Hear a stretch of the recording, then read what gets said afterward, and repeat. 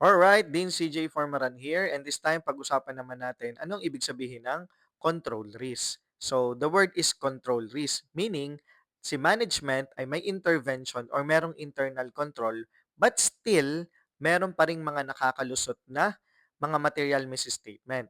Ilagay natin sa madaling paliwanag. For example, sa isang school, 'di ba, meron tayong mga security guard, and then meron tayong policy about no ID, no entry.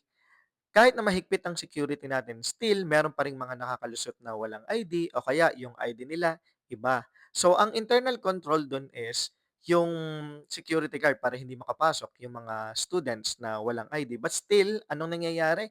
May risk pa rin na makakapasok yung mga walang ID or hindi nila ID talaga yon or sa ibang students ID yon. Ang point natin dito is pagdating sa financial statements, kahit meron tayong mga nilagay na internal control, still may nakakalusot pa rin. So, lalo na siguro kung walang internal control. For example, walang segregation of duties. Iisa yung nagko-collect, iisa yung nag-i-invoice or nagre-receipt, tapos siya rin yung nagde-deposit.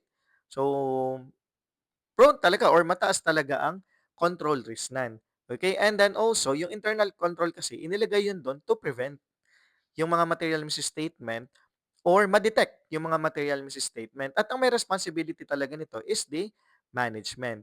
Ngayon, si independent auditor, ang gagawin lang naman niya is again to assess whether the control risk is high or low. So hindi pwedeng kontrolin ni auditor yung control risk. Ang pwede niya lang gawin doon is i-assess kung high or low. So, kailan nagiging mataas ang control risk? Or di kapag mahina ang internal control or wala talagang internal control at the first place. Kailan naman mababa ang control risk o di kapag effective ang internal control. So, ganun po siya ginagamit ng independent auditor sa pag-assess, okay, in the overall computation of the audit risk.